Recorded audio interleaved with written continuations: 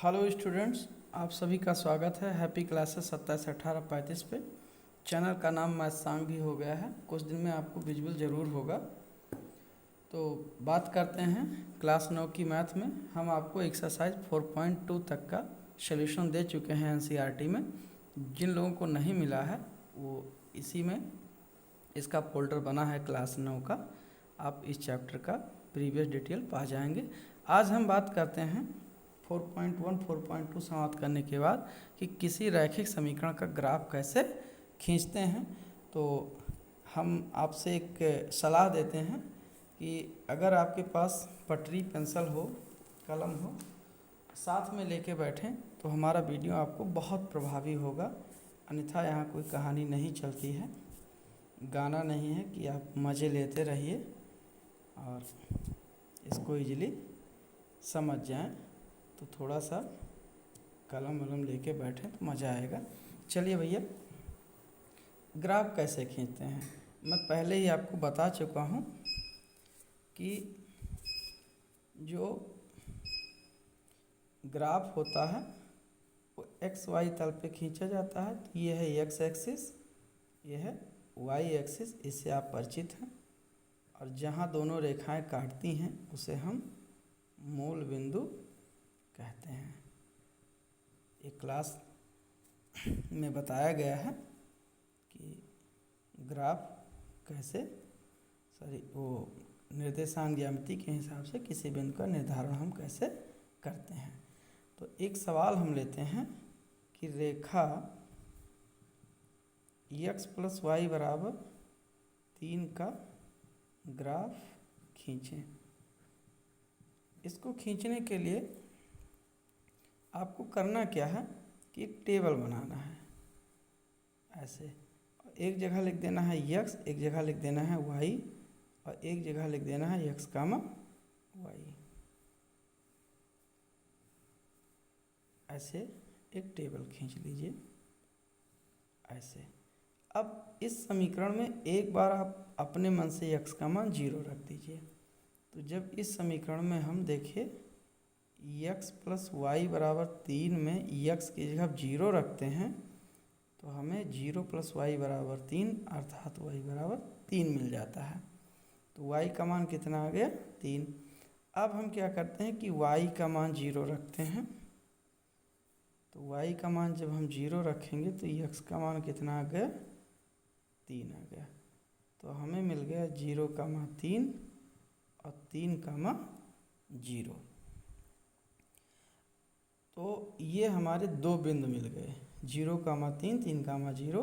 इसे ही हम ग्राफ पर शो कर लेते हैं। तो कैसे शो करेंगे? पहला बिंदु देखिए, फर्स्ट पॉइंट और सेकंड पॉइंट हमें मिला 0, 3। तो ये कहता है x अक्ष पर 0 मात्रक और y अक्ष पर 3 मात्रक। 1 2 सॉरी थोड़ा बराबर रखिए, 1 मात्रक, 2 मात्रक, यहाँ 3 मात्रक। इसी प्रकार से दूसरा बिंदु कहता है 3, 0। तो 1 2 3। तो यहाँ मुझे मिल गया 0, 3 और यहाँ मिल गया 3, 0। इन दो बिंदुओं को आप आपस में मिला दीजिए और ये जो सरल रेखा मिलती है यही आपका इस रेखा का ग्राफ हो जाता है। एक सवाल हम और लेते हैं, फिर अगले वीडियो में एक्सरसाइज पे बात करेंगे। एक सवाल हम थोड़ा सा क्लिष्ट लेते हैं। जैसे यहाँ पे मैंने प्रश्न किया कि रेखा x + 3y = 6 का ग्राफ अंकित करें या खींचें, अंकित करें। तो इसका ग्राफ हम कैसे अंकित करेंगे? सबसे पहले यही कहानी कि आप एक टेबल बनाएंगे। यहाँ पे ये टेबल बना लीजिए। यहाँ पे अब जब आपका अनुभव बढ़ जाएगा तो कोई ज़रूरत नहीं टेबल बनाने के लिए। x, y और यहाँ x, y रख दीजिए। अब क्या करना है, फर्स्ट राउंड में इस समीकरण में x की जगह पर 0 रख दो। तो जब आप x की जगह 0 रख दो, ये मैं रख रहा हूँ आपकी सुविधा के लिए, ये रफ एरिया समझिए। तो हमें मिल गया 0 + 3y = 6। तो y बराबर आ गया 6/3, तो बराबर आ गया 2। तो तो y का मान कितना हो गया 2। अब हम क्या करेंगे कि y का मान इसी समीकरण में 0 रख देंगे। तो यहाँ हम x + 0 = 6, मतलब हो गया x = 6। तो यहाँ हमें आ गए x का मान 6। तो 0, 2 और हमें मिल गया 6, 0। तो इस तरीके से हमें 2 बिंदु मिल गए। अब इन्हीं बिंदुओं को हमें ग्राफ पर अंकित करना है। तो कैसे अंकित करते हैं?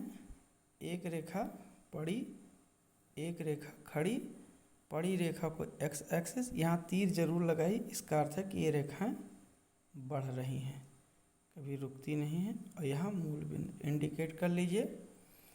इस बिंदु को इंडिकेट करना है तो ये कहता है कि सबसे पहले आप मूल बिंदु पे आओ और मूल बिंदु से x अक्ष पर 0 मात्रक चलो, क्योंकि यहाँ x का मान क्या है 0। लेकिन ये कहता है कि y अक्ष पर 2 मात्रक चलो, तो 1, 2। अब देखते हैं 6, 0 कैसे मिलेगा? तो ये कहता है x अक्ष पर 6 मात्रक चलो, क्योंकि x का मान 6 है। तो 1, 2, 3, 4, 5, 6। यहाँ मुझे मिल गया 6, 0, क्योंकि y अक्ष पे चलना नहीं। इसी प्रकार से हमें मिल गया 0, 2।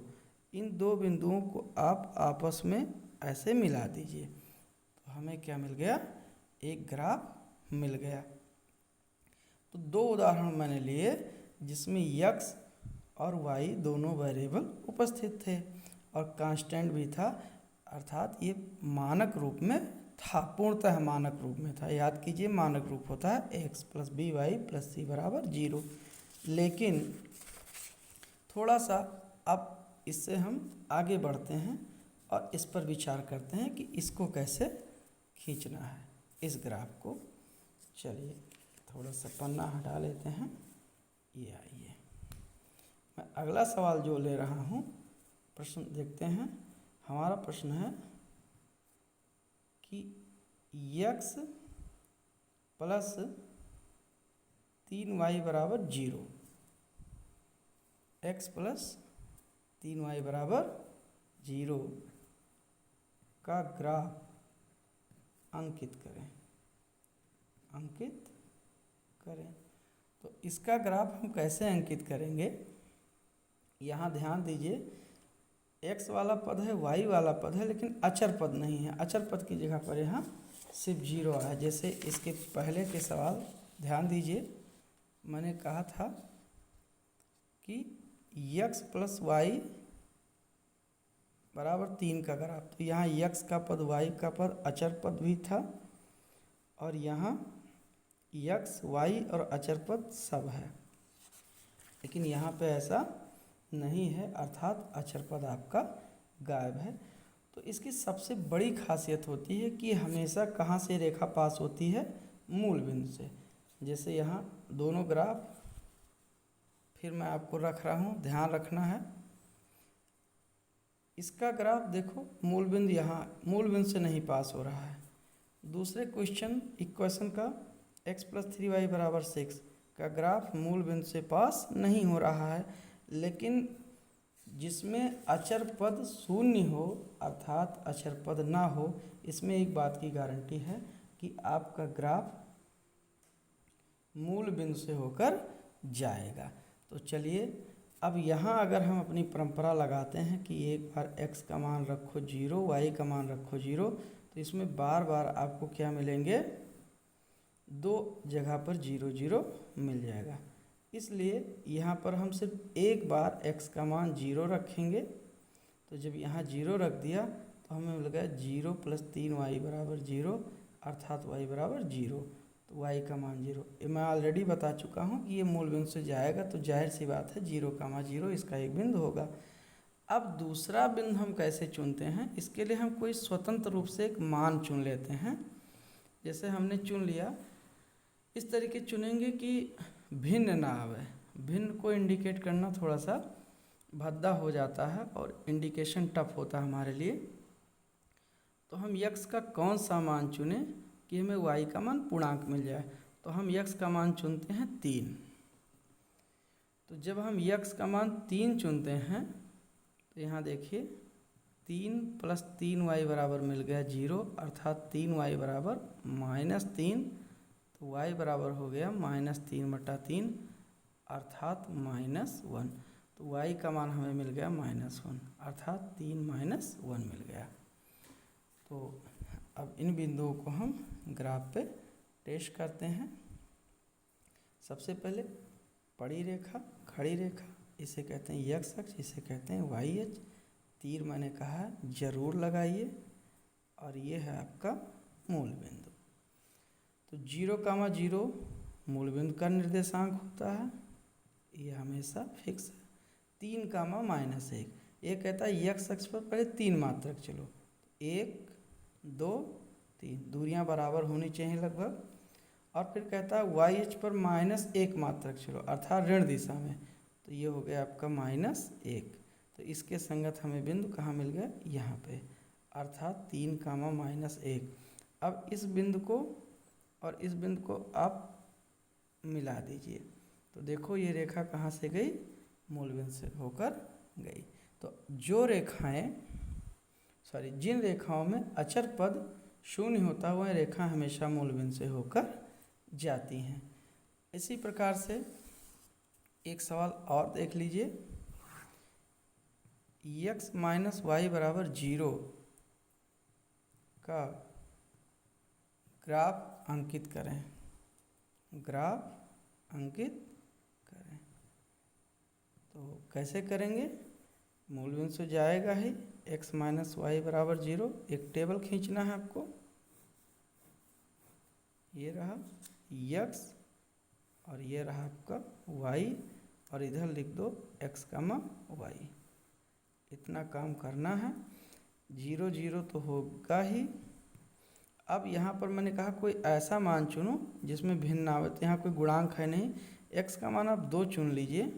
तो जब यहाँ आप x का मान, ये रफ जोन है, इसके बॉक्स में डाल देते हैं। x का मान जब 2 चुनोगे तो -y बराबर 0, अर्थात -y बराबर -2। तो y बराबर हो गया आपको 2। तो मिल गया 2, 2। तो यहाँ इंडिकेट कर लेते हैं इस ग्राफ को भी। ये आपका हो गया x एक्सिस, y एक्सिस, 2,2, मतलब सबसे पहले x अक्ष पर 2 मात्रक, फिर y अक्ष पर 2 मात्रक चलना है। तो x अक्ष पर 2 मात्रक, y अक्ष पर 2, तो 2,2। तो ये हो गया आपको, ये ग्राफ हो गया। और यह भी देखो मूल बिंदु से होकर जा रहा है। तो इतना आप अगर माइंड में रख लेते हैं कि जिन समीकरणों में अचर पद नहीं होता मूल बिंदु से जाते हैं, तो कम से कम आपके माइंड में ये तो रहेगा कि अगर कोई ग्राफ खींचते हैं इस टाइप में और गलती होती तो माइंड में आएगा कि भैया मूल बिंदु से जा रहा है, हम कहीं ना कहीं गलत हैं। उम्मीद है आप लोगों को समझ में आया होगा। अगर समझ में आया हो तो एक लाइक कर दीजिए, सब्सक्राइब कर लेंगे तो आपको टाइम से सूचनाएं मिलती रहेंगी। और कोई प्रॉब्लम हो कमेंट में लिखिए, या कोई टॉपिक ना आता हो बताइए, उस पर हम वीडियो बनाने का ज़रूर प्रयास करेंगे। Thank you.